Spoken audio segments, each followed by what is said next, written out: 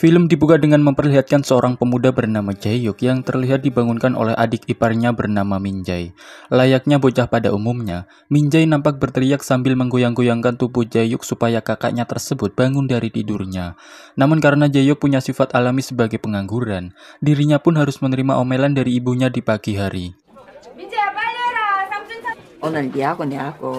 Di saat asik menyantap hidangan, Jae-hyuk pun kemudian didatangi pacarnya yang bernama Yeonju yang ujung-ujung menendang kakinya karena kepergok karaoke saat larut malam.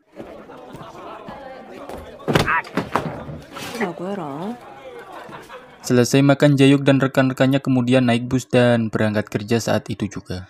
Namun di tengah perjalanan, mereka dicegat oleh sekelompok demonstran yang menuntut pihak terkait supaya menutup fasilitas pembangkit listrik nuklir yang dinilai punya dampak buruk bagi lingkungan di desa mereka.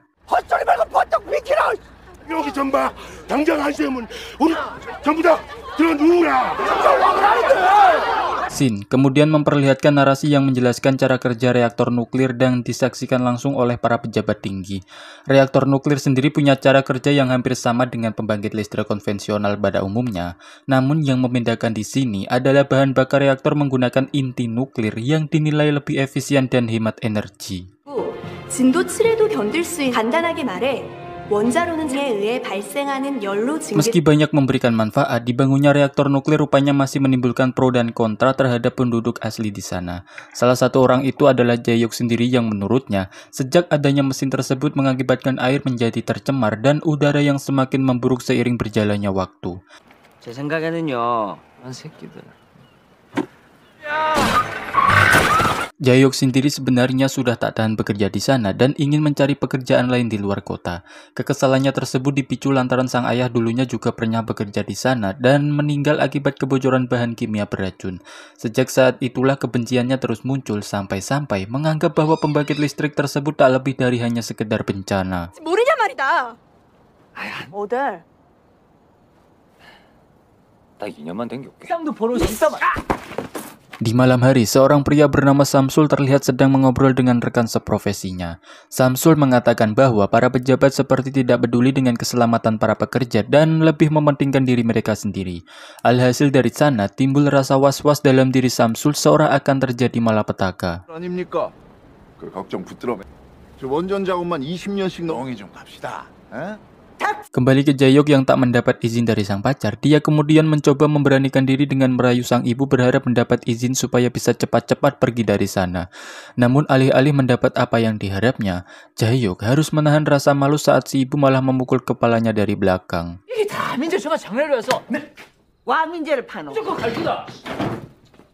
Karena merasa kasihan, Hyung-soo kemudian mencoba mengobrol dengan sang ibu dan jawaban sang ibu sungguh sangat di luar dugaan.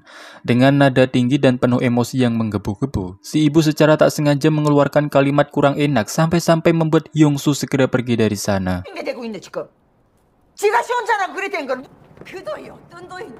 Keesokannya Pak Presiden memanggil salah satu pejabat tinggi yang menjadi penanggung jawab di fasilitas nuklir, di mana Pak Presiden dengan tegas bertanya soal legalitas pembangunan proyek ambisius tersebut. Dari keterangan si pejabat terungkaplah sebuah fakta bahwa proyek fasilitas nuklir tersebut masih dalam tahap pengembangan dan belum sepenuhnya siap beroperasi. Namun ambisi tinggi para pejabat yang menghalalkan berbagai cara termasuk membuat izin operasi tanpa sepengetahuan Bapak Presiden. Selang beberapa saat kemudian kejadian yang tak diharapkan kemunculannya pun terjadi ketika gempa berskala 6,1 tiba-tiba muncul. Hal itu seketika membuat semua orang panik dan dari sinilah awal muawal bencana akan terjadi.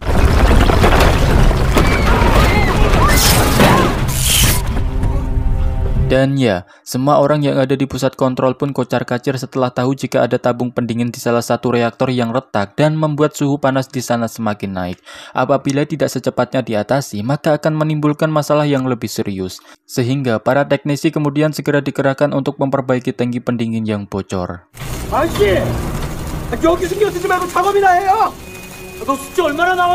Di tengah perbaikan itulah muncul masalah lain ketika pipa pendingin mengalami overkapasitas yang langsung menyemburkan cairan dengan kadar radiasi tinggi. Alhasil tak ada jalan lain selain harus meninggalkan lokasi secepatnya.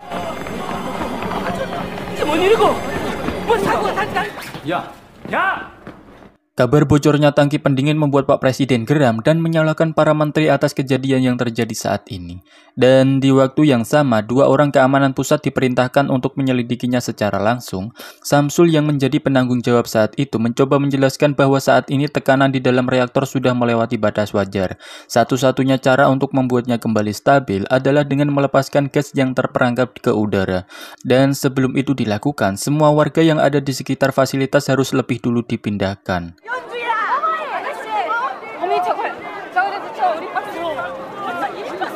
Di sisi lain, satu persatu pekerja pun tumbang akibat radiasi yang semakin tinggi.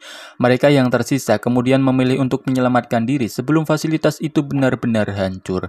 Namun sial, semua pintu keluar kini telah ditutup dan tak ada jalan untuk mereka bisa keluar.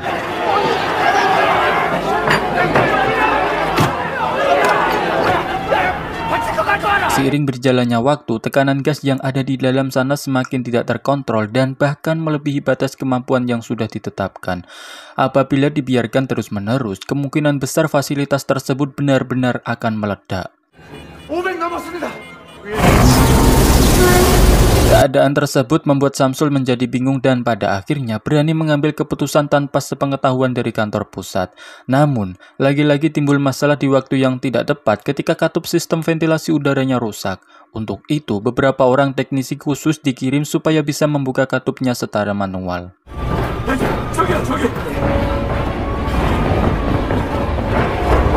Sampai di sana, mereka segera memutar pegangan yang sudah ada sebelumnya.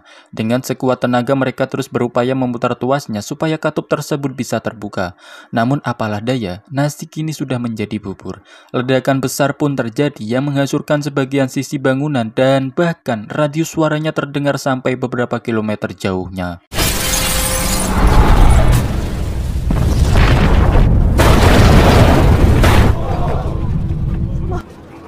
Di dalam, Jae-hyuk yang masih hidup pun segera menolong rekan-rekannya dari reruntuhan bangunan. Namun karena sangat berat sekali untuk mengangkatnya sendiri, dia pun harus mengalami kesulitan. Dan beruntung, ada seorang pria yang datang tepat waktu membantunya.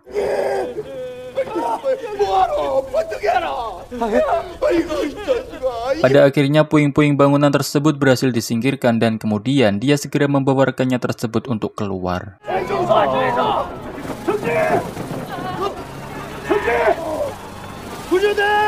Sampai di luar, Jae-hyuk melihat ada banyak sekali pemadam kebakaran yang tidak ada satupun orang yang mau masuk. Alhasil, Jae-hyuk yang kesal kemudian memarahi mereka semua.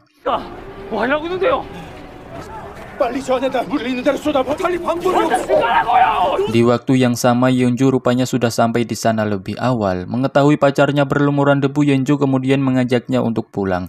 Namun karena di dalam Jae-hyuk melihat masih ada banyak sekali orang yang butuh pertolongan, dia pun akan masuk kembali dan menyuruh Yeonju untuk pulang duluan.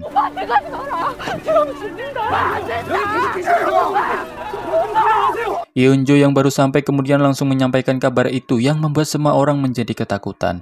Kemudian mereka segera berberangkas dan pergi dari sana. Alih-alih mendapat jaminan keamanan, mereka justru harus dikurung layaknya tahanan dan tidak diizinkan untuk keluar.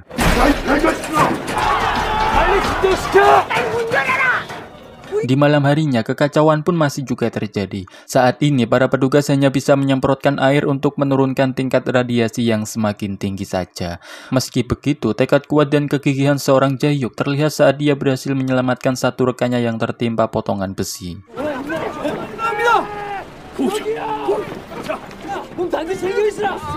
Saat akan kembali itulah Jae-hyuk kemudian tiba-tiba pingsan karena tingkat radiasi di sana yang semakin tinggi.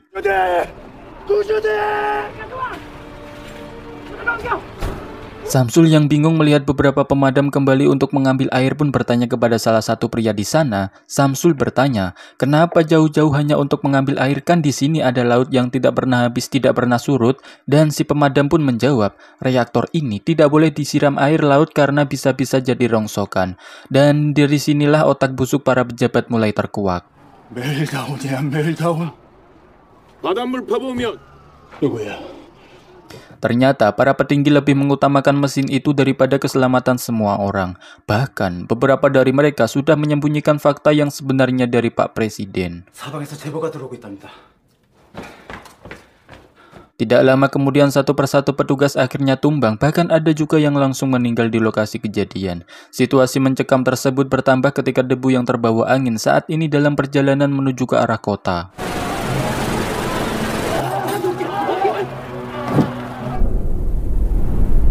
Yeonjo yang panik dan takut akan terjadi hal buruk mulai berberangkas dan berniat kabur dari sana. Dengan menggunakan bus yang sudah tersedia, Yeonjo kemudian menyuruh semua orang untuk segera naik.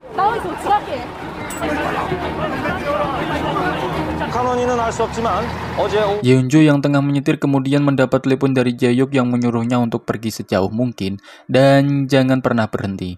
Dari percakapan tersebut, Yeonjo akhirnya nekat menerobos pagar pembatas supaya bisa keluar dari kemacetan panjang yang sedang terjadi.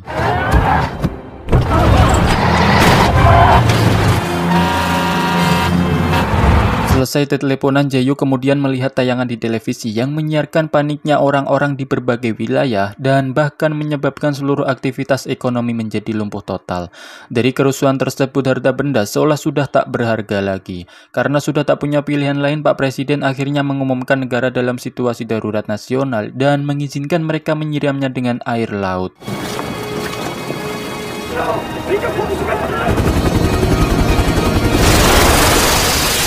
Saat dirasa radiasi sudah mulai menurun, para petugas kemudian satu persatu mulai merangsak masuk ke dalam. Samsul yang sudah menggunakan pakaian pelindung anti radiasi kemudian mencari titik di mana kebocorannya berada, dan beberapa saat berjalan akhirnya Samsul pun menemukannya.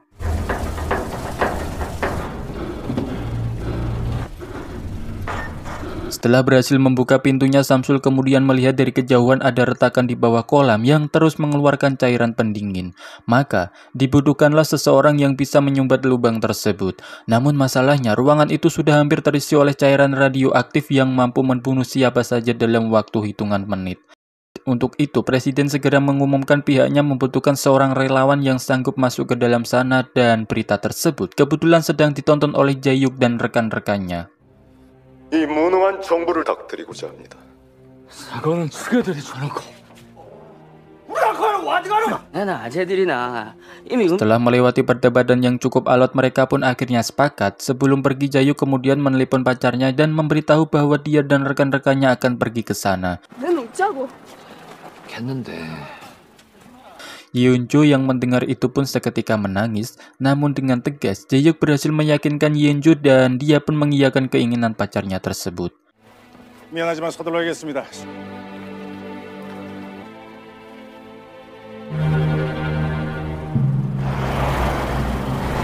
Di tengah perjalanan, Jae-yuk lalu diberi sebotol pil untuk meredakan rasa sakit dan kemudian mereka sampai di sebuah jalan yang mengingatkan mereka dengan kenangan masa kecil.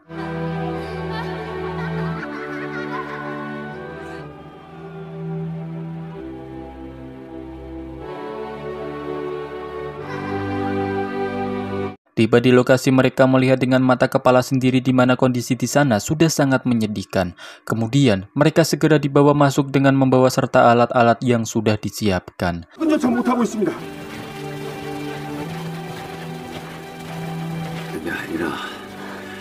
Samsul yang tak mau buang waktu menyuruh tim pertama untuk segera bergerak maju.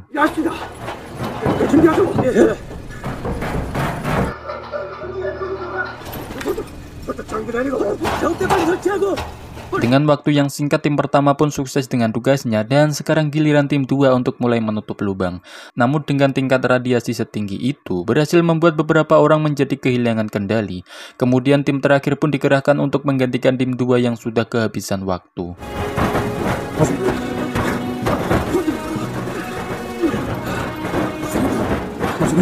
Dari sini kekacauan kembali terjadi, di mana lubang yang tadinya ditutup pun kembali terbuka bahkan menjadi lebih besar.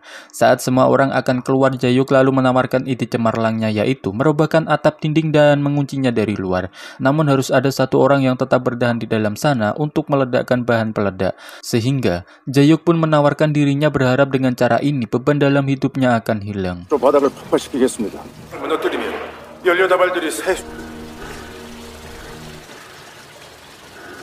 Sebelum menekan tombol pemicunya, Jae-yuk meminta permohonan terakhir kepada Samsul supaya dia bisa dilihat oleh keluarga dekatnya.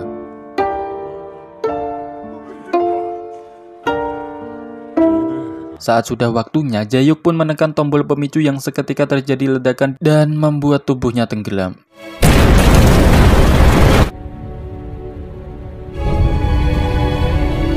발전소로 와 그리 싫어하노?